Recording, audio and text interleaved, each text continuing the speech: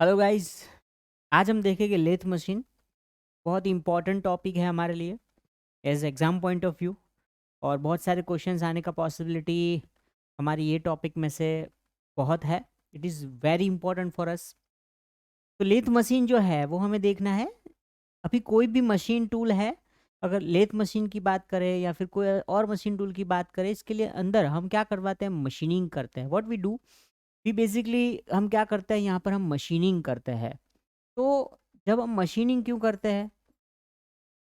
हम मशीनिंग क्यों करते हैं? क्योंकि हमें डायमेंशन में चाहिए ना जॉब। हमें वो कोई भी कंपोनेंट ड्राइंग में दे रखा है, उसका क्या चाहिए, उसके हिसाब से हमें वो जॉब को बनाना है। इसलिए हम क्या करते हैं? मशीनिंग करते हैं जॉब का। ठीक है। अभी मशीनिंग जो है वो हम सरफेस फिनिशिंग इंक्रीज करने के लिए भी करते हैं। यस। तो हमारा जो ये टॉपिक है ये है लेथ मशीन। लेथ मशीन के अंदर क्या रोटेट करता है? तो वर्कपीस जो है वो यहाँ पर रोटेट करता है, और जो टूल होता है वो क्या करता है? ट्रांसलेट करता है। ठीक है, टूल ट्रांसलेट करेगा, वर्कपीस रोटेट करता है। ठीक है गाइस। तो हम यहाँ पर देखते हैं कि हमारा जो लेथ मशीन है इसके अंदर बहुत ही इम्पॉर्टेंट पार्ट्स रहते हैं। लेथ मशीन के जो पार्ट्स हैं वो बहुत ही इम्पॉर्टेंट होते हैं, जिसको हमें समझना है। हर हर कोई पार्ट जो है उसका नाम हमें पता होना चाहिए। ठीक है गाइस। अभी यहाँ पर इम्पॉर्टेंट पार्ट ही हम देखेंगे। जैसे कि सबसे पहले ये जो साइड है इसको हम बोलते हैं हेड स्टॉक। हेड स्टॉक जो है इसके अंदर जो गियर मैकेनिज्म है, और उसके अंदर जो लीवर है स्पीड को चेंज करने के लिए जो लीवर दे रखे हैं वो, यानी कि speed and feed direction, speed और फीड का डायरेक्शन दे रखा है। उसके अंदर ये चक लगाया हुआ है, यहाँ पर चक देख सकते हो आप। चक क्यों यूज होता है? Chuck is use to hold the job. उसके बाद मीन्स ये जो पूरा पार्ट है इसको हम बोलते हैं, क्या बोलते हैं? Head stock. हेड स्टॉक के अंदर देखिए ये चक है, यहाँ पर आपको पिन पॉइंट किया हुआ है चक की। चक की भी यहाँ पर आपको दिखाया गया है। Okay guys. अभी उसके ऑपोजिट एंड में आएंगे यहाँ पर, तो ये आपको दे रखा है वो है टेल स्टोक। टेल स्टोक, और ये जो है वो टेल स्टोक को लॉक करने का लीवर है, जिसके अंदर यहाँ पर देखिए ड्रिल चक को लगाया हुआ है। अगर लंबा जॉब है उसके एंड पे अगर ड्रिल करना है या फिर जॉब को सपोर्ट करना है, तो हम यहाँ पर क्या लगाते हैं? सेंटर को लगाते हैं। ठीक है। तो यहाँ पर टेल स्टॉक दे रखा है मुझे, जो अपोजिट एंड में लगता है ना गाइस। अभी नीचे का जो ये पोर्शन है इसके अंदर हम देखें तो ये वेज, ये जो वेज बोल रखा है ये एक्चुअली बेड है। बेड के ऊपर टेल स्टोक, और जो ये पूरा स्लाइड है, cross slide, compound slide, carriage, जो हैंड व्हील यानी कैरेज है, वो सब किसके ऊपर होते हैं? वो सब होते हैं लेथ के बेड के ऊपर। लेथ का जो बेड है वो कौन सा मटेरियल का होता है? कास्ट आयरन का रहता है। क्यों कास्ट आयरन का रहता है? क्योंकि उसकी क्या होती है? कैपेसिटी रहती है लोड को एब्जॉर्ब करने की। लोड को एब्जॉर्ब करने की कैपेसिटी किसके पास है? कास्ट आयरन मटेरियल के पास है। इसलिए हम कास्ट आयरन का क्या बनाते हैं? लिथ का बेड बनाते हैं। ठीक है। अभी यहाँ पर हम बीच में देखेंगे तो इसके अंदर हमारे पास है कैरेज हैंडल। कैरेज हैंडल को अगर रोटेट करेगी, इसको अगर मैं रोटेट करूँगा तो ये पूरा जो कैरेज है वो रेसिप्रोकेट करता है इस वाले डायरेक्शन में। ठीक है, जिससे अपना जो टूल है वो रेसिप्रोकेट करेगा लेथ की एक्सिस के पैरेलल। लेथ की एक्सिस क्या होती है? यहाँ से जो लाइन पास होती है और जो चक के अंदर से मीन्स टेल स्टॉक के अंदर से निकलते हैं उसको हम बोलते हैं लेथ का एक्सिस। तो लेथ का जो ये एक्सिस है इसके पैरेलल में मेरे को जॉब अगर ट्रांसलेट करवाना है तो इसके लिए हम जो यूज करते हैं उसको हम बोलते हैं कैरेज हैंडविल। अगर लेथ की एक्सिस के परपेंडिकुलर जॉब को टूल को ट्रांसलेट करवाना है इस डायरेक्शन में, तो उसको हम बोलते हैं क्रॉस स्लाइड व्हील या फिर क्रॉस स्लाइड। यहाँ पर उसके ऊपर रहता है एक कंपाउंड स्लाइड। तो सबसे बेसिक नीचे क्या है? कैरेज है, उसके बाद है क्रॉस स्लाइड, क्रॉस स्लाइड के बाद क्या है? Compound slide. कंपाउंड स्लाइड के ऊपर यहाँ पर हमने क्या फिट किया है? ये टूल पोस्ट है, ये देख सकते हो आप। टूल पोस्ट जो है उसके अंदर उसका यूज क्यों होता है? It is use to hold the job. Sorry, it is use to hold the tool. Tool को होल्ड करने के लिए हम टूल पोस्ट को यूज करते होते हैं। अब यहाँ पर ये हैंडल जो है, ये व्हील का, ये जो हैंड व्हील है, इसको रोटेट करूँगा तो टूल रेसिप्रोकेट होता है हॉरिजॉन्टल डायरेक्शन में। उसका प्रिंसिपल क्या है, व्हाई इट हैपन्स, क्योंकि यहाँ पर उसके अंदर पिनियन अटैच किया होता है और यहाँ पर ये क्या है, ये रैक है, ठीक है। तो रैक एंड पिनियन अरेंजमेंट जो है, ये इसका क्या है, वर्किंग प्रिंसिपल है, ठीक है। Working principle is what, rack and pinion. यहाँ पर आपको एक और चीज़ दी गई है जिसको हम बोलते हैं लीड स्क्रू। ये है लीड स्क्रू।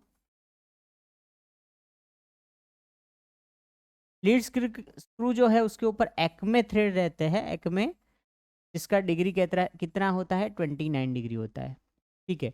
एक ये जो लीड स्क्रू है वो जो रोटेट होगा, यहाँ पर जो लीवर्स दे रखे हैं उसको और यहाँ पर जो पीच दे रखी है उसको सेट करके हम रोटेट करवाएंगे, जिसके हिसाब से हमें क्या मिलता है, थ्रेडिंग मिलता है। तो अगर थ्रेडिंग करना है हमें, तो थ्रेडिंग करने के लिए हम लीड स्क्रू को एंगेज करते हैं। तो what is the function of lead screw? Lead screw function is to, it is use for the threading operation, ठीक है। यहाँ पर पावर फीड लीवर जो दे रखा है वो क्या करता है, वो एंगेज करता है लीड स्क्रू जो है ना, लीड स्क्रू वो हाफ नट से क्या करेगा, एंगेज करेगा। हाफ नट से एंगेज करेगा तो जो अपना लेथ मशीन का जो ये कैरेज है ये ऑटोमेटिकली मूव करता है। वो अगर ऑटोमेटिकली मूव करेगा तभी जाके थ्रेडिंग हो सकता है, ठीक है गाइस। तो ये इंपॉर्टेंट पार्ट्स है जो हमने देखे इसके अंदर, लेथ मशीन के अंदर, ठीक है। लेथ मशीन को पूरा पढ़ना है, उसके अंदर कौन से ऑपरेशन होते हैं, तो ये सब समझने के लिए हमें ये पार्ट्स समझना बहुत ही इंपॉर्टेंट है हमारे लिए, ठीक है। देखिए गाइस, ये एक लेआउट है, it is simple layout which shows the different parts.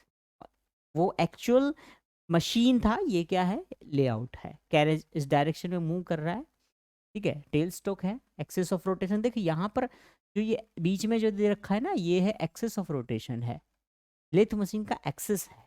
अभी जो लेथ मशीन का जो एक्सेस है ये इमेजिनरी रहता है, it is passing from this chuck to chuck centre, या फिर स्पिंडल से टेल स्टॉक के जो स्पिंडल, टेल स्टॉक का जो सेंटर है वहां तक, इनके बीच में जो पास होता है वही तो क्या है हमारा एक्सिस ऑफ रोटेशन है। ये एक्चुअली अवेलेबल होता नहीं है, ये इमेजिनरी एक्सिस रहता है जिसको हम इमेजिन करते हैं। टूल को रेसिप्रोकेट करना है पैरेलल डायरेक्शन में, parallel to axis of lathe. Lathe की एक्सिस में उसको पैरेलल मूव करना है, तो उसके लिए हम क्या करेंगे, तो इसके लिए कौन यूज करता है, हम कैरेज को यूज करेंगे। कैरेज टूल को क्या करना है, रेसिप्रोकेट करना है perpendicular, perpendicular to axis of lathe. तो उसके लिए हम यूज करते हैं, उसको बोलते हैं हम क्रॉस स्लाइड, ठीक है गाइस।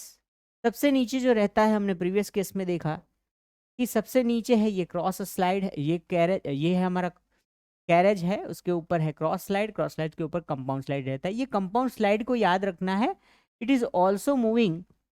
वो कंपाउंड स्लाइड जो है वो भी टूल को पैरेलल डायरेक्शन में मूव करवाता है, यानी कैरेज के साथ साथ हम कंपाउंड स्लाइड भी लिख सकते हैं, पर उसका जो मूवमेंट रहता है वो लिमिटेड रहता है और बहुत ही एक्यूरेसी से वो मूव करता होता है, ठीक है गाइस। तो जो लेथ मशीन है इसके अंदर देखिए, लेथ मशीन क्या होता है, lathe machine is a machine that rotates the work. क्या करता है, जॉब को रोटेट करता है। And cutting is done with the non rotating cutting tool. Cutting tool खुद नहीं रोटेट करता, तो कटिंग टूल जो है वो खुद रोटेट नहीं करता होता यहाँ पर, ठीक है। तो लेथ मशीन कैसा मशीन, लेथ मशीन ऐसा मशीन जो रोटेटिंग वर्कपीस जो है उसको कट करता है with the non rotating tool, ठीक है। तो टूल क्या करेगा, टूल रेसिप्रोकेट करता है ना, तो टूल क्या करता है यहाँ पर, रेसिप्रोकेट करता है। The shapes cut are generally round shape, yes, lathe machine के ऊपर हम राउंड शेप के जॉब को कट कर सकते हैं और हेलिकल कट कर सकते हैं वहां पर। The tool is typically moved parallel to the axis of rotation. हम parallel to the axis of rotation, rotation जो एक्सिस जो है उसके पैरेलल मूव करने के लिए क्या यूज करेंगे, कैरेज। हम देख चुके हैं आगे, कैरेज को यूज करेंगे, ठीक है। हेड स्ट्रोक क्या होता है, हेड स्ट्रोक है, it is the end of the lathe. Lathe का क्या है, एक एंड है, एक छोर है उसका। वो क्या करता है, उसके अंदर क्या रहता है, देखिए इसके अंदर रहता है एक ड्राइविंग मोटर, मैंने जैसे बोला था driving motor and gears. Power to rotate the part is delivered. को रोटेट करने का जो पावर है यहां से निकलता है, ठीक है। उसके अंदर लिवर्स रहते हैं जो स्पीड चेंज करते हैं, ठीक है, वो बात हम पहले कर चुके हैं। ओके, वेस क्या है, these are the hardened rails that the carriage rides on. Carriage किसके ऊपर रहता है, रेल्स के ऊपर रहता है। इसको हम बेड भी बोलते हैं ना, लेथ बेड। ये क्या है, बेड है, जैसे मैंने पहले बोला था, ठीक है। टेल स्ट्रोक, टेल स्ट्रोक क्या है, this can be use to hold the other end of the job. Job का जो दूसरा छोर है, सेकंड एंड, उसको हम उसको होल्ड करने के लिए, उसको सपोर्ट करने के लिए टेल स्ट्रोक को यूज करते हैं, ठीक है। देखिए बेड क्या है, it is the bottom part on the lathe that catches the chip, cutting fluid etcetera. जो कि बॉटम है, इसके ऊपर सारी की सारी चीज, कटिंग फ्लूइड है उसके ऊपर, हम अगर देखते हैं कि उसके ऊपर चिप्स है, वो सब किसके ऊपर गिरेगा, लेथ के जो बेड है उसके ऊपर गिरेगा। और बेड जो है उसको स्क्रैचेस ना लगे, उसके वो हार्डन ना हो जाए, सॉरी उसके ऊपर स्क्रैचेस ना, उसके ऊपर गड्ढा ना हो, ठीक है, वो वियर ना हो जाए, इसके लिए उसको ऐसा मटेरियल में से बनाया जाता है जो कि उसका रेजिस्टेंट है, ठीक है। तो कौन सा मटेरियल बहुत सारा कॉम्प्रेसिव लोड कैच कर सकता है, वो है ब्रिटल मटेरियल जो कि कास्ट आयरन है, ठीक है। कैरेज क्या रहता है, carriage is the part of lathe carries the cutting tool, जिसके अंदर क्या होता है, कटिंग टूल रहता है, और वो क्या करवाता है, and moves based on the rotation of the lead screw और द रॉड। लीड स्क्रू कौन से डायरेक्शन में घूम रहा है, उसके उस पर से जो कैरेज है वो घूमेगा। लीड स्क्रू क्या है, it is the large screw है विद द फ्यू थ्रेड्स पर इंच, उसके अंदर कुछ टीपीआई रहेंगे for cutting the threads. Yes, this is important, it is used for cutting the threads and it has acme threads। हम मैंने पहले ही बोला है कि इसके ऊपर कौन सा थ्रेड रहता है, एक्मे थ्रेड रहता है, जिसका इंक्लूडेड एंगल कौन सा है, 29 डिग्री। बहुत ही इंपॉर्टेंट क्वेश्चन है, हमें याद रखना है। For easily an engagement and disengagement of the half nut. Half nut क्या रहता है दोस्तों, मैंने पहले बोला था कि एप्रोन जो रहता है यानी कि कैरेज का साइड का जो पैसेज है, इसके अंदर एक लीवर रहता है जिसको हम बोलते हैं हाफ नट। हाफ नट क्या करता है, वो हाफ पोजीशन में रहता है, और जैसे हम लीवर को एंगेज करेंगे वो कैच करता है लीड स्क्रू को, और जैसे लीड स्क्रू रोटेट होगा तो वो उसके ऊपर जो कौन सा है हाफ नट, वो भी मूव करेगा। और हाफ नट जो होता है वो कैरेज के ऊपर माउंट किया गया है, तो इसलिए अगर लीड स्क्रू रोटेट करेगा तो पूरा का पूरा कैरेज ऑटोमेटिक मूव करता है, क्लॉकवाइज और एंटी क्लॉकवाइज हम घुमाएंगे स्पिंडल को, तो उस हिसाब से हमारा लीड स्क्रू है वो घूमेगा, और लीड स्क्रू घूमेगा तो कैरेज जो है वो भी रिवर्स और फॉरवर्ड जा सकता है, ठीक है।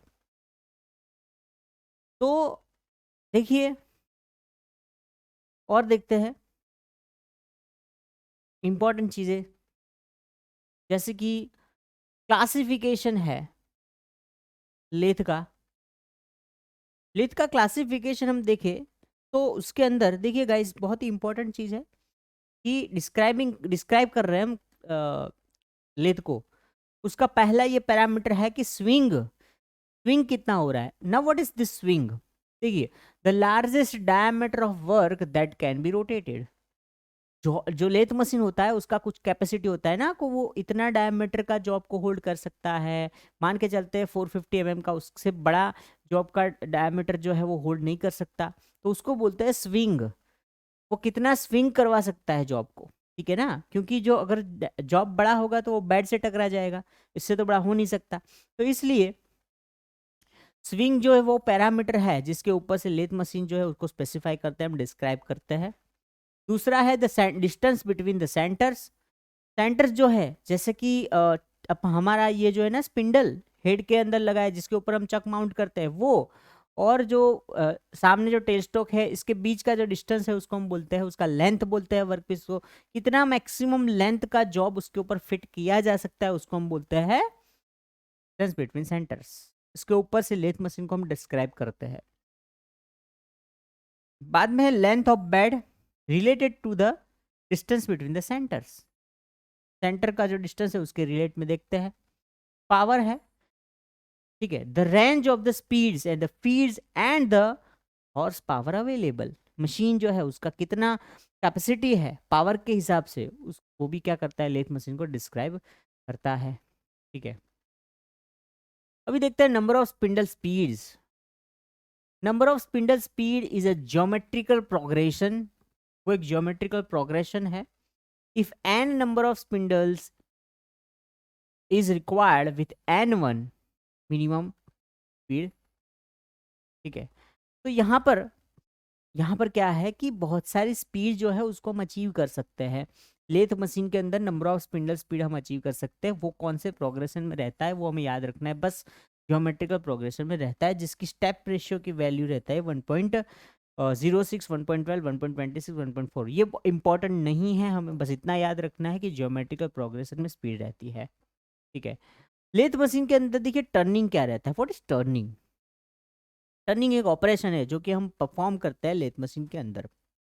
अब यहाँ पर हम देखें तो टर्निंग के अंदर हम क्या प्रोड्यूस करेंगे, जैसे कि एक वर्कपीस है जो कि रोटेट कर रहा है, हम देख रहे हैं ऐसे रोटेट कर रहा है, उसका कुछ डायमीटर है d1, यहाँ से हम डायमीटर d2, दिख रहा है आपको कि डायमीटर रिड्यूस हो रहा है। इट मीन्स टूल का डायरेक्शन कौन सा है, टूल जो है डेप्थ ऑफ कट उसका ये है, this is the depth of cut, और यहाँ पर लिखा हुआ है फीड क्या है, ये डायरेक्शन में है। तो feed is horizontal and vertical is, या फिर क्रॉस जो डायरेक्शन है वो किसका है, डेप्थ ऑफ कट का है, ठीक है। अगर ये जो टर्निंग है इसमें हम क्या प्रोड्यूस करवाते हैं, radius on the part outside radius. It means you can say कि डायामीटर को हमें कम करना है, डायामीटर कम करना है, तो उसके लिए हम जो ऑपरेशन करते हैं उसको हम बोलते हैं टर्निंग ऑपरेशन, ठीक है। यहाँ पर हम देख सकते हैं टूल को ये डायरेक्शन में बताया मूव होना, इट मीन्स वर्कपीस रोटेट हो रहा है, टूल तो क्या हो रहा है, ट्रांसलेट हो रहा है। बट यहाँ पर अगर बात करें तो फीड क्या होता है, देखिए guys what is feed. Feed होता है कि फॉर वन रोटेशन पर रिवॉल्यूशन को हम बोलते हैं फीड, ठीक है। तो अगर आपका वर्कपीस एक रोटेशन करता है तो उसके हिसाब से टूल कितना मूव करता है उसको बोलते हैं हम फीड, इट मीन्स पर रिवॉल्यूशन बोलते हैं, ठीक है। तो जो उसका जो रिवॉल्यूशन, एक रिवॉल्यूशन है तो उसके अंदर कितना फीड हो रहा है, ठीक है, तो वही है उसका फीड, ठीक है। तो ये जो है इसमें ये जो डायरेक्शन दे रखा है ये किसका डायरेक्शन है, फीड का डायरेक्शन है। और अगर जितना फीड कम रहेगा, जितना फीड कम है, लेसर फीड, फीड अगर कम है, जितना कम रहेगा उतना सरफेस फिनिश ज़्यादा मिलेगा।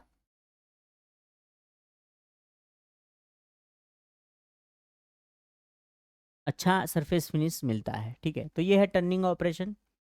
उसके बाद देखते हैं थ्रेडिंग ऑपरेशन क्या होता है। देखिए गाइस थ्रेडिंग ऑपरेशन जो है उसके अंदर हम cutting tool is moved quickly cutting the threads. यहाँ पर आप देख सकते हैं कि कोई पर्टिकुलर पिच है और ये फीडिंग का डायरेक्शन है कटिंग टूल का, ठीक है।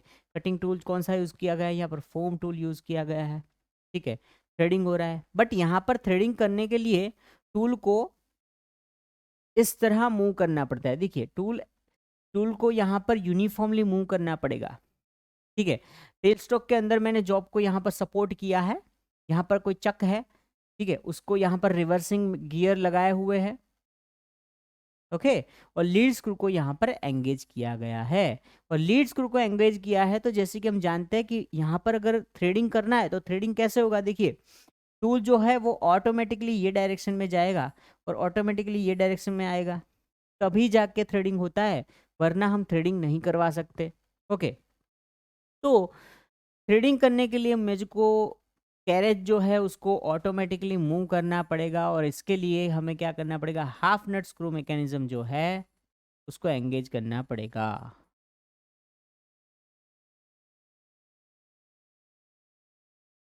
तो हाफ नट स्क्रू मैकेनिज्म को अगर हम एंगेज करेंगे तो कैरेज ऑटोमेटिकली मूव करेगा, और वो यहाँ से जो ये गैप बन रहा है ना, इस गैप को मेंटेन करेगा हर बार, जब कभी भी जो कट करेगा तब ये वो मेंटेन करके देता है। अब यहाँ पर जो रिवर्सिंग गियर्स लिखा है, यानी कि टूल जो है उसको इस डायरेक्शन में जाने का है, उसके बाद ये डायरेक्शन में जाएगा, फिर ये डायरेक्शन में जाएगा। इट मीन्स हमें रिवर्सिंग करना पड़ रहा है। इट मीन्स लीड स्क्रू को क्लॉकवाइज और एंटी क्लॉकवाइज डायरेक्शन में मूव करना पड़ेगा, और इसके लिए यूज होता है टम्बलर गियर। याद रखिएगा, इस tumbler gear is used to reverse the direction. ठीक है, यहाँ पर थ्रेडिंग ऑपरेशन करने के लिए हमें स्पीड कम करना पड़ता है क्योंकि टॉर्क ज़्यादा चाहिए। स्पीड रिड्यूस करेंगे हम क्योंकि टॉर्क ज़्यादा चाहिए, तो टॉर्क मेरे को ज़्यादा चाहिए, स्पीड में रिड्यूस कर रहा हूँ। तो ये स्पीड रिड्यूस करने के लिए हम कौन सा गियर यूज़ करते हैं, उसको बोलते हैं back gear arrangement. Back gear arrangement use करते हैं हम for what, for reducing the speed in thread cutting. Okay guys, तो ये थ्रेडिंग। थ्रेडिंग जो है इसमें क्या होता है कि in one revolution of spindle carriage must travel the pitch of the screw thread to cut. पता चल रहा है, ये जो डिस्टेंस है ना, ये डिस्टेंस टूल को ट्रैवल करना पड़ेगा जब ये एक रिवॉल्यूशन करेगा। ठीक है, तो यही तो है कि थ्रेडिंग के लिए इंपॉर्टेंट, क्योंकि इसको इतना डिस्टेंस मूव करना है, तो ये डिस्टेंस हर बार हम मैन्युअली ऑटोमेटिकली इक्वल नहीं कर सकते, इसलिए उसको ऑटोमेटिक मूव करवाना पड़ता है। Automatic is required, automatic motion of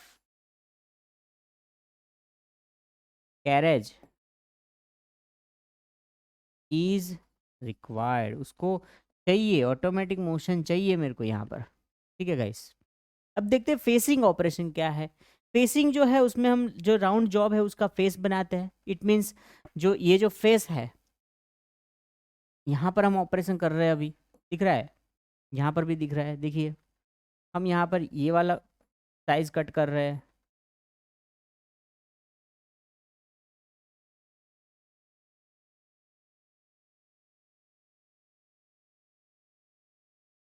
देखिए गाइस, हम ये वाला जो पार्ट है उसको मशीनिंग कर रहे हैं यहाँ पर।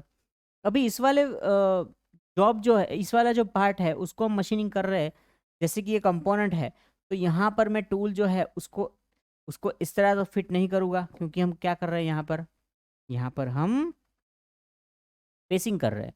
तो टूल मैं कुछ इस तरह लिखूँगा, रखूँगा, फिट करना है ना। अभी टूल को हम ये डायरेक्शन में क्या देंगे, फीड, तो ये डायरेक्शन में क्या मिलेगा, डेप्थ ऑफ कट। तो यहाँ पर डिफरेंस है, जब हम टर्निंग करते हैं, टर्निंग में ये डायरेक्शन रहता है डेप्थ ऑफ कट का, और ये ये डायरेक्शन या फिर ये डायरेक्शन, हॉरिजॉन्टल डायरेक्शन जो रहता है वो रहता है फीड का डायरेक्शन रहता है। और जब हम टर्न ये फेसिंग करते हैं तो फेसिंग के अंदर क्या रहता है कि जो हॉरिजॉन्टल डायरेक्शन रहता है ये डेप्थ ऑफ कट का रहता है, और जो वर्टिकल ये डायरेक्शन रहता है ये फीड का रहता है। यानी दोनों फीड और डेप्थ ऑफ कट जो है वो चेंज होता रहता है, ये दोनों ऑपरेशन के अंदर, कौन से, फेसिंग और टर्निंग के अंदर। और एक ऑपरेशन रहता है टैपरिंग। टैपरिंग क्या है, the tool moves so as to cut a taper, यानी कि कॉन शेप। जो हमारा वर्कपीस है इसको मैं अगर मेरे को इस तरह का बनाना है, ठीक है, ऐसा कटिंग करना है, तो इसको बोलते हैं टैपर कटिंग। ठीक है, या फिर टैपर टर्निंग बोलते हैं हम। ठीक है, तो इस तरह मेरे को जॉब बनाना है, टूल क्या करेगा, टूल ट्रैवल करता है टैपर पाथ में, इसलिए हम कौन शेप का जो जॉब बनाते हैं उसको बोलते हैं हम टैपरिंग। ठीक है, उसका कुछ मेथड्स आएगा, उसके 4 to 5 मेथड आते हैं जिससे हम यूज़ करके टैपर टर्निंग कर सकते हैं या फिर टैपरिंग कर सकते हैं, तो वो देखेंगे हम इन डिटेल में।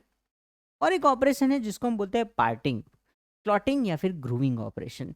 देखिए, टूल जो है उसको हम ये डायरेक्शन में फीड दे रहे हैं, सेम यही डायरेक्शन में मैं क्या दूंगा, डेप्थ ऑफ कट।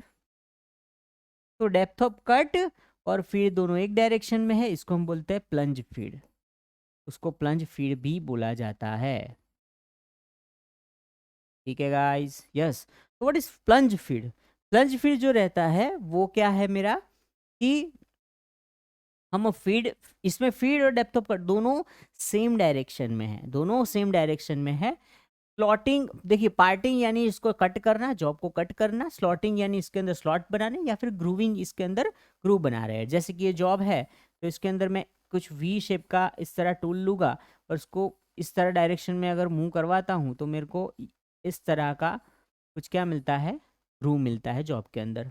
ठीक है गाइस, अगर यहाँ पर मैं ग्रूव जॉब जो है उसका ये शेप चेंज कर देता हूँ, तो टूल का शेप चेंज करता हूँ तो उसके अकॉर्डिंगली मेरे को जॉब जो है इसके अंदर राउंड ग्रूव मिलता है। ठीक है ना? तो ये चीज़ है कि ये यहाँ पर क्या जो फोम टूल यूज़ होता है, इसके अंदर कौन सा टूल यूज़ होगा, फोम टूल। और जो फीड है और डेप्थ ऑफ कट की डायरेक्शन क्या रहती है, सेम रहती है। ठीक है गाइस, उसके बाद देखते हैं ड्रिलिंग और बोरिंग। अभी ड्रिलिंग जो है और बोरिंग, ये दोनों ऑपरेशन हम लेथ मशीन के ऊपर कर सकते हैं गाइस। ठीक है, ड्रिलिंग और बोरिंग दोनों ऑपरेशन हम कहाँ कर सकते हैं, लेथ मशीन के ऊपर भी कर सकते हैं। आपको अगर ऐसा होगा कि ड्रिलिंग तो ड्रिलिंग मशीन में ही होता है, बोरिंग बोरिंग मशीन में होगा, ऐसा नहीं होता।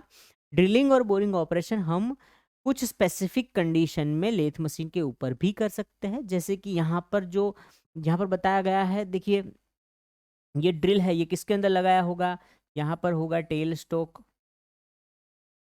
टेल स्टॉक जो है इसके अंदर मैंने लगा दिया है, तो ये तो वर्कपीस है, ये वर्कपीस किसके अंदर होगा, चक के अंदर होगा। चक रोटेट हो रहा है तो वर्कपीस रोटेट करेगा। और यहाँ पर जो टूल है वो एक्सेल डायरेक्शन में इस तरह हम मूव करवाएंगे तो यहाँ पर मेरे को ड्रिलिंग मिल सकता है। और अगर इसके अलावा देखिए यहाँ पर तो ट्विस्ट ड्रिल यूज़ किया है ना, अब यहाँ पर मैं बोरिंग टूल लगा दूँ या फिर बड़ी साइज का ड्रिल लगा देता हूँ तो बोरिंग भी इसके अंदर मैं कर सकता हूँ। What is boring? बोरिंग हम पहले पढ़ चुके हैं कि बोरिंग जो है ऑलरेडी जो क्रिएटेड होल होता है उसका साइज अगर बड़ा करना है, इंक्रीज करना है, उसके लिए जो ऑपरेशन होता है उसको हम बोरिंग बोलते हैं। ठीक है गाइस, तो ये है ड्रिलिंग एंड बोरिंग। कटर और drill bit is pushed into the end to create the internal feature. Okay, knurling, yes guys, देखिए नर्लिंग जो है is a manufacturing process where by a visually attractive diamond shaped criss cross pattern is cut और rolled into the metal. बहुत ही important चीज है, हमें exam में आता है कि अगर हम जॉब के ऊपर क्रिस क्रॉस पैटर्न बना रहे हैं, कौन सा पैटर्न, देखिए क्रिस क्रॉस पैटर्न अगर आप बना रहे हो जॉब के अंदर, अगर आप डायमंड शेप पैटर्न बना रहे हो जॉब के अंदर, ठीक है, जो कि विजुअली अट्रैक्टिव है, तो इस वाले ऑपरेशन को क्या बोलते हैं, इस वाले ऑपरेशन को बोलते हैं नर्लिंग ऑपरेशन। ठीक है, तो अगर क्रिस क्रॉस बोला गया है, हमें डायमंड शेप पैटर्न बोला गया है, हम क्या लिखेंगे, नर्लिंग लिखेंगे। ओके गाइस, अभी यहाँ पर क्या किया जाता है, रोलिंग किया जाता है। देखिए रोलिंग करते हैं हम, मेटल की चिप्स नहीं फॉर्म होता, वो कोल्ड रोलिंग होके बनता है। ठीक है, अभी देखो ये पैटर्न बनने से क्या होगा कि ह्यूमन हैंड्स और the fingers to get a better grip on the knurled object. आपने देखा होगा कि फीटर ट्रेड के अंदर आने वाले सारे ऑब्जेक्ट या फिर हम बोलते हैं हैंड टूल्स के ऊपर कुछ कुछ हैंड टूल्स जैसे कि पंच है, सेंटर पंच है, ट्राइबर है, इन सब के ऊपर क्या होता है, नर्लिंग किया हुआ होता है। क्यों? क्योंकि वो जो कंपोनेंट है वो हाथ से स्लिप ना हो जाए, इसलिए वहां पर क्या किया जाता है, नलिंग किया जाता है। तो नलिंग का भी एक यूज क्या है कि हमें ग्रिप बढ़ाना है, फॉर होल्डिंग ग्रिप। तो which operation on the lathe machine used to be perform for increasing the what, increasing the hand grips. Hand grips बढ़ाना है इसके लिए यूज होता है, तो भी क्या आएगा, नलिंग ऑपरेशन आता है। ठीक है ना? तो ये भी एक बहुत ही इंपॉर्टेंट चीज है, ये याद रखना है। Which of the following process on which the metal is not removed, material chips के फॉर्म में रिमूव नहीं होती है, तो ये भी क्या आएगा, नलिंग आएगा। क्योंकि यहाँ पर क्या है, यहाँ पर रोल हो रहा है, जॉब क्या हो रहा है, रोल होगा, तो रोलिंग होके हमें मेटल मिलता है, तो इसलिए इसमें चिप्स फॉर्म नहीं होते हैं। यहाँ पर आप देख सकते हो,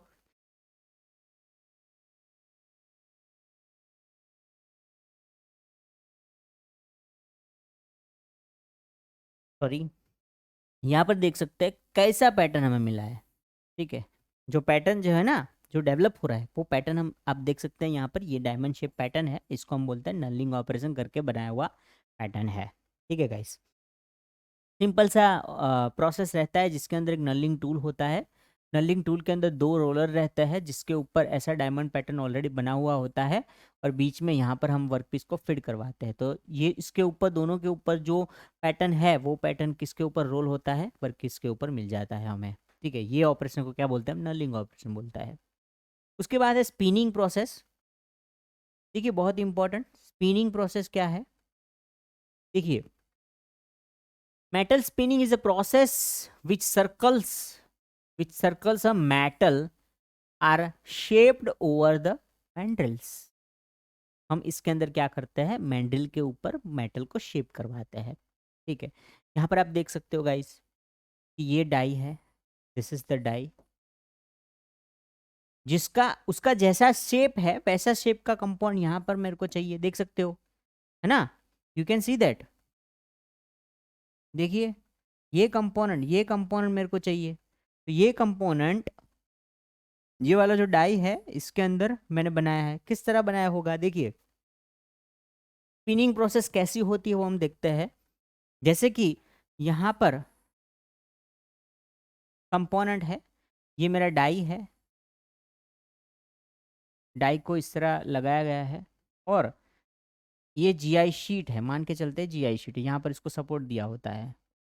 ठीक है, अभी टूल आता है, जैसे कि ये स्पिनिंग प्रोसेस है, तो यहाँ पर एक स्पिनिंग टूल आएगा। स्पिनिंग टूल है राउंड शेप का, ये स्पिनिंग टूल से टूल को हम ऐसे मूव करेंगे तो ये जो जीआई शीट है ये पूरा कैसा शेप ले लेता है, जैसा हमारा डाई है वैसा शेप ले लेता है। ठीक है, तो इस तरह का शेप हमें मिलेगा, जैसे कि हम यहाँ पर देख सकते हैं ये कंपाउंड हमको मिला है ये वाले डाई के ऊपर रोटेट करके। ठीक है गाइस, तो देखिए मैंडल के ऊपर रोटेट किया जाता है, also called as forms and while rounded on spinning lathe, उसको स्पिनिंग लेथ भी बोलते हैं, जैसे कि मैंने बेंच लेथ बोला था। And by the application of levered force with various tools. ठीक है, इसके अंदर हम कप शेप के प्रोडक्ट बना सकते हैं, कप शेप्ड ऑब्जेक्ट्स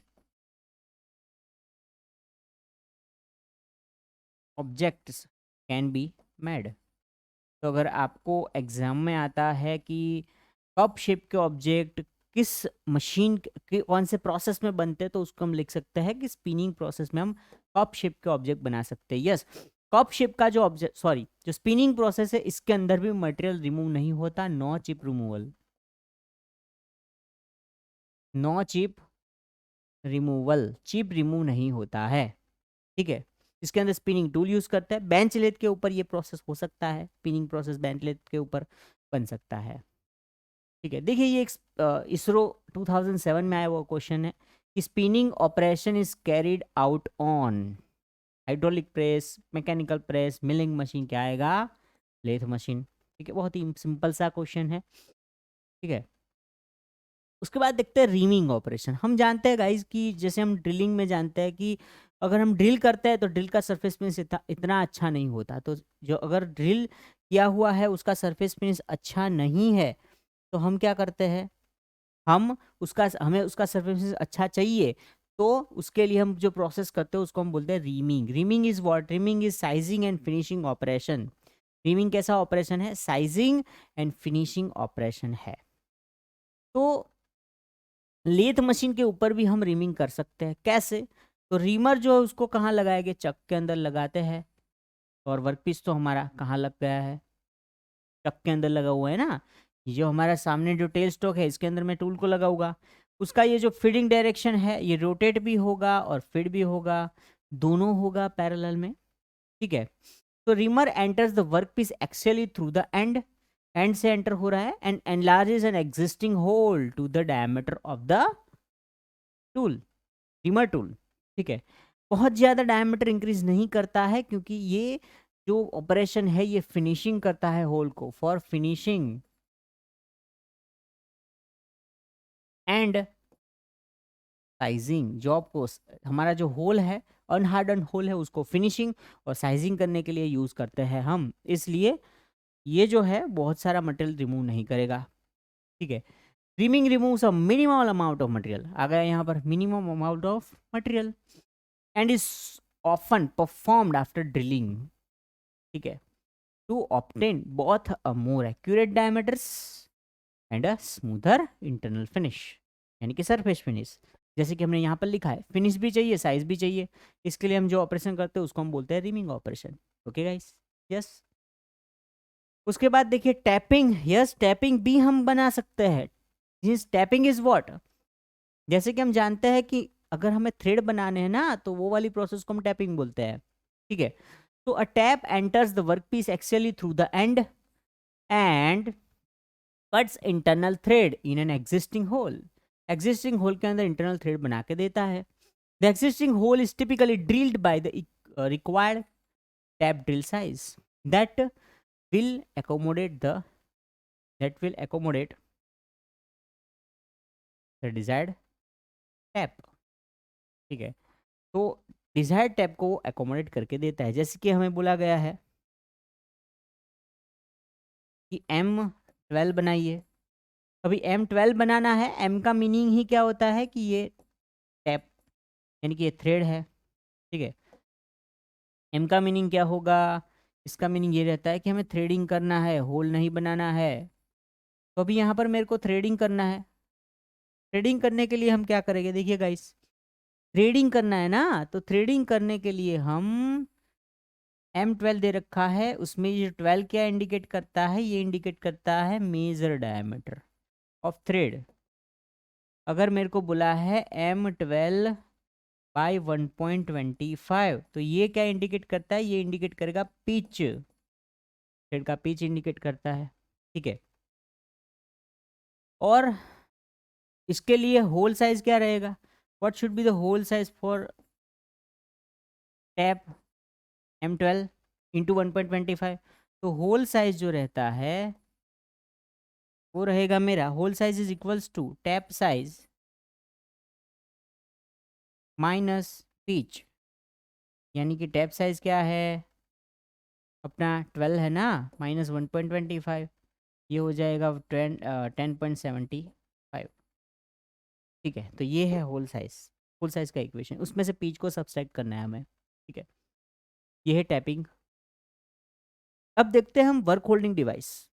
देखिए गाइस, लेथ मशीन के अंदर कौन सा वर्क होल्डिंग डिवाइस रहता है? Which are the work holding device are there on the lathe machine?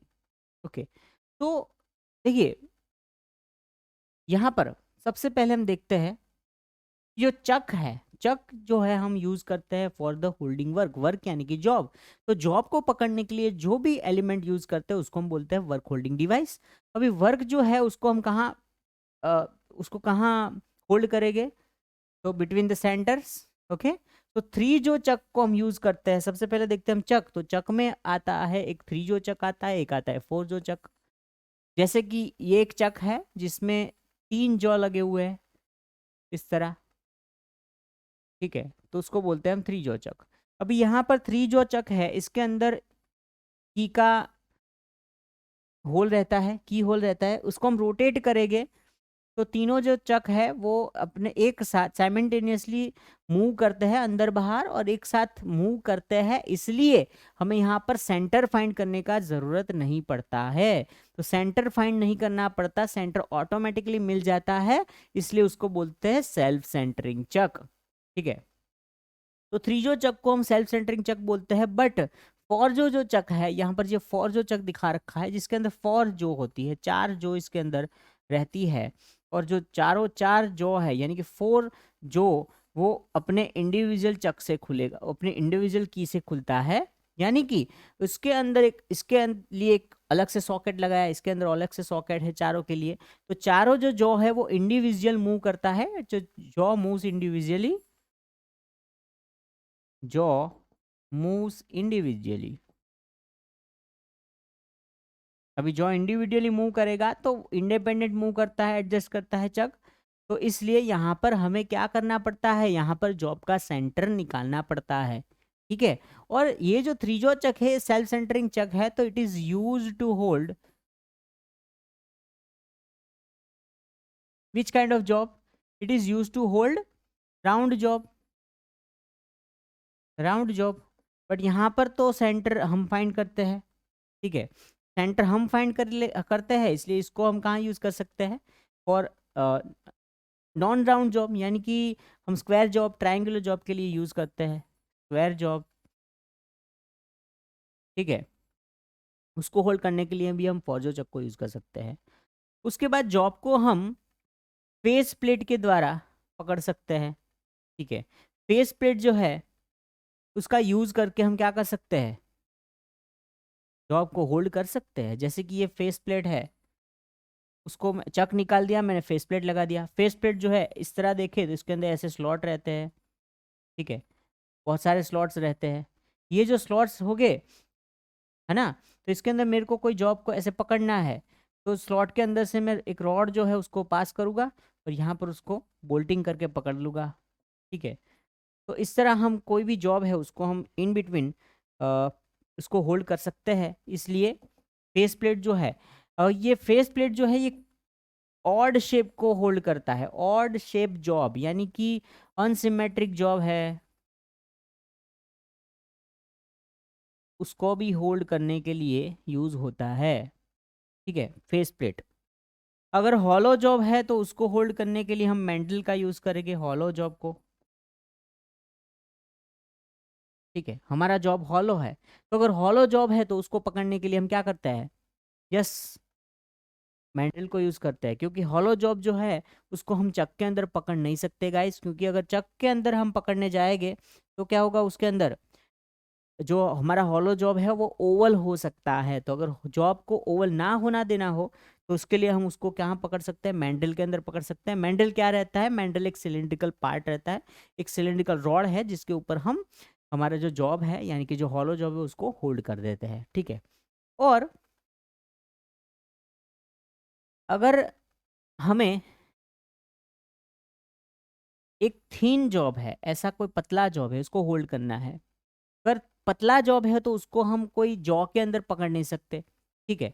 और अगर पकड़ भी लेंगे तो उसको पकड़ने के लिए जो डिवाइस मान लेके चलते हैं ऐसे पकड़ा है, तो ये जो डिवाइस यूज किया है ना, क्लैंपिंग डिवाइस, वो उसके मशीनिंग में क्या उसमें ऑब्स्ट्रक्ट होगा, ठीक है। तो मशीनिंग में उसको ऑब्स्ट्रक्ट ना हो उसके लिए हमें कोई और प्रोविजन फाइंड करना पड़ेगा जिससे हम थीन जॉब को पकड़ सके, पतले जॉब को पकड़ सके। तो इसलिए अगर थीन जॉब है, मेरा जॉब थीन है, पतला है और वो फेरस मटेरियल का है, फेरस मटेरियल है यानी कि इसके अंदर आयरन है, तो इसको हम पकड़ सकते हैं मैग्नेटिक चक के अंदर। कहाँ पकड़ सकते हैं? मैग्नेटिक चक के अंदर, ओके।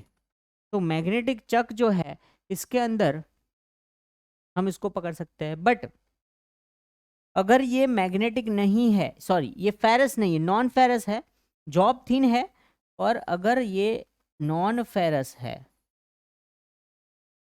तो क्या करेंगे? अगर नॉन फेरस है तो उसके लिए हमें वैक्यूम चक का यूज करना पड़ता है। अंडरस्टूड? तो वैक्यूम चक कब यूज होगा? जब मटेरियल नॉन फेरस है और क्या है, थीन मेटल है, मटेरियल थीन है, पतला है और नॉन फेरस मटेरियल है, तो हम क्या यूज करेंगे? हम यूज करते हैं वहां पर वैक्यूम चक। कौन सा चक यूज करेंगे यहाँ पर हम? वैक्यूम चक। और हम कहाँ हम ये मैग्नेटिक चक को यूज करते हैं? मैग्नेटिक चक जब मटेरियल कैसा होगा, फेरस रहता है और पतला है, तो हम वहां पर यूज करते हैं मैग्नेटिक चक। ओके गाइस, उसके बाद देखते हैं, देखिए लेथ चक्स, जो हम थोड़ा डिटेल में जा रहे हैं यहाँ पर, कि lathe chucks are use to support the wider variety of work pieces shape to permit more operations to perform that can be accomplished when the work is held between the jobs. यहाँ पर descriptive part में लिखा हुआ है, जो हम यहाँ पर समझे हैं अभी तक उसको यहाँ पर लिखा हुआ है, ठीक है। देखिए यहाँ पर ये पिक्चराइजेशन है किसका? त्रिजो चक्का, फोरजो चक्का, जो में हमने यहाँ तक देखा है वही यहाँ पर पिक्चराइज किया गया है। देखिए ये कौन सा चक है? ये जी थ्रीजो चक है। इसमें 3 इंडिविजुअल जॉ जो जॉ रहते हैं 3, वो एक साथ मूव करता है, इसलिए यहाँ पर हम राउंड जॉब को होल्ड कर सकते हैं। इसमें हमें सेंटर फाइंड करना नहीं पड़ता, इसलिए इसको सेल्फ सेंटरिंग बोलते हैं। ठीक है, सेल्फ सेंटरिंग चक है। बट यहाँ पर हम बात करें तो यहाँ पर 4 हमें जॉ दे रखा है, और यहाँ पर जो जॉ है वो इंडिविजुअली मूव होता है, इसलिए सेंटर जो है अपने आप नहीं मिलता है। सेंटर अपने आप नहीं मिलता है तो उसको हम सेल्फ सेंटरिंग चक नहीं बोल सकते, ये सेल्फ सेंटरिंग चक नहीं है, नो सेल्फ सेंटरिंग। समझ सकते हो? तो अभी ये सेल्फ सेंटरिंग चक नहीं है, तो हम क्या करेंगे, इसके अंदर हम राउंड जॉब को होल्ड नहीं कर सकते, हमें सेंटर फाइंड करना पड़ेगा। ठीक है, देखिए उसके बाद कॉलेट, ये जो है ये भी एक वर्क होल्डिंग डिवाइस है जो वर्क को होल्ड करने के लिए गाइज यूज होता है। जॉब को जो जॉब को पकड़ने के लिए हम यूज करते हैं वो एक डिवाइस है जो है कॉलेट। आपने ऐसा कॉलेट देखा होगा। ठीक है, जब कभी भी क्वेश्चन आता है कि जॉब को कंप्लीट सेंटर में होल्ड करना है तो इसके लिए कौन सा वर्क होल्डिंग डिवाइस यूज करेंगे, वो करेंगे हम कॉलेट का यूज करेंगे। ठीक है, कॉलेट जो है उसके अंदर हम जॉब को सेंटर में, एग्जैक्ट सेंटर में सेट कर सकते हैं। ओके, इसके अंदर कॉलेट के अंदर जॉब का लोडिंग और अनलोडिंग टाइम हम रिड्यूस कर सकते हैं, लोडिंग एंड अनलोडिंग टाइम। चक के अंदर जो हमारा सिंपल 3 जो चक था उसके अंदर क्या करना पड़ता था, उसके अंदर की जो है उसको ओपन करके और क्लोज करके जॉब को हम होल्ड करते थे, जिसमें टाइम ज़्यादा लगता है। यहाँ पर टाइम कम लगता है, देखिए टाइम कम बताया मैंने। लोडिंग एंड अनलोडिंग टाइम जब कम करना है तो हम कॉलेट चक का यूज़ करते हैं। Okay guys, yes. अभी देखिए ये है मैग्नेटिक चक, यहाँ पर ऊपर मैग्नेटाइजेशन ऑन होता है। जैसे ही हम इसको रोटेट करेंगे ये मैग्नेटाइजेशन ऑन होगा। यहाँ पर हम थीन प्लेट, अगर कोई रहता है, प्लेट है मेरा पतला सा प्लेट है, फेरस मटेरियल का है, तो उसको हम होल्ड करवा सकते हैं। इसको बोलते हैं हम मैग्नेटिक चक, जो कि हम पहले भी देख चुके हैं। फेस प्लेट यहाँ पर दिखा रखा है हमें। देखिए फेस प्लेट कैसे माउंट करते हैं हम। देखिए ये जो प्लेट दिख रखा है ना यहाँ पर, यही तो फेस प्लेट है। मैंने पहले ही बताया था कि प्लेट राउंड रहेगा और इसके ऊपर स्लॉट रहते हैं इस तरह। ये जो फेस प्लेट जो है इसके ऊपर यहाँ पर ये जो है ये एंगल प्लेट है। ये छोटा सा जुगाड़ करके यहाँ पर जॉब को होल्ड किया गया है। देखिए इसका ये तरह का एक ऐसा सिलेंड्रिकल जॉब को जो कि उसको वर्टिकली यहाँ पर होल्ड किया गया है। ठीक है, तो इस तरह का जुगाड़ नॉन यूनिफॉर्म जॉब को, यहाँ पर कॉम्प्लेक्स शेप के जॉब को भी हम फेस प्लेट का यूज करके होल्ड कर सकते हैं गाइस। ठीक है, देखिए टर्निंग का एक यहाँ पर एक डायग्राम दे रखा है, जिसमें हम यहाँ पर देखें तो ये टूल है, ये वर्कपीस है, यहाँ पर स्टेप टर्निंग हो रहा है, ये मशीन सरफेस या अनमशीन सरफेस है। डायरेक्शन ऑफ ये मोशन है, डायरेक्शन ये रोटेट हो रही है। ठीक है, ये डायरेक्शन ऑफ फीड मोशन है। ये चीज़ हम देख चुके हैं गाइस कि इसमें फीड जो है वो ये डायरेक्शन में रहेगा, और ये डायरेक्शन में कौन रहता है, कौन रहता है वहाँ पर, यस, उसमें हम डेप्थ ऑफ कट देते हैं। अब यहाँ पर आप देख सकते हो ये स्मॉल डी, ये क्या दे रखा है, depth of cut. Lathe machine के अंदर हम राउंड जॉब को लगाते हैं ना, तो जितना डेप्थ ऑफ कट लोगे उसका डबल मटेरियल यहाँ से रिमूव होगा। यानी कि अगर डी ले रहा हूँ तो दोनों साइड से होके 2 times of D material will be remove from both the sides. Okay, अभी टर्निंग जो है इसके अंदर कटिंग स्पीड जो है उसका भी रोल रहता है। ठीक है, बट हम अभी देखते हैं, देखिए ये टर्निंग था, अभी टैपर टर्निंग जो है वो देखेंगे हम। देखिए turning taper on lathe, lathe के अंदर हम टैपर टर्निंग कैसे करेंगे गाइस। ठीक है, तो लेथ के अंदर टैपर टर्निंग करने के लिए कुछ मेथड्स अवेलेबल है। ओके, कौन से मेथड है, देखिए using the compound slide, using the form tool, उसके बाद है offsetting the tell stock and using the tapper turning attachment. ये भी एक ऑपरेशन है, जैसे कि मैंने बोला था कि टर्निंग टैपर, यानी कि टैपर टर्निंग मेरे को करना है लेथ के ऊपर, उसके लिए कौन से मेथड्स अवेलेबल है। देखिए, यूजिंग द कंपाउंड स्लाइड का यूज मैंने आपको बोला नहीं था। क्यों? क्योंकि कंपाउंड स्लाइड जो है वो यहाँ पर यूज होता है। कंपाउंड स्लाइड, अगर आपको क्वेश्चन आता है कि where the compound slide is to be use in the lathe machine, तो लेथ मशीन के अंदर जो कंपाउंड स्लाइड यूज होता है वो बेसिकली टैपर टर्निंग ऑपरेशन करने के लिए यूज होता है। जॉब के अंदर आपको टैपर बनाना है तो उसके लिए आप जो यूज करते हैं वो है हमारा ये क्या है, कंपाउंड स्लाइड है।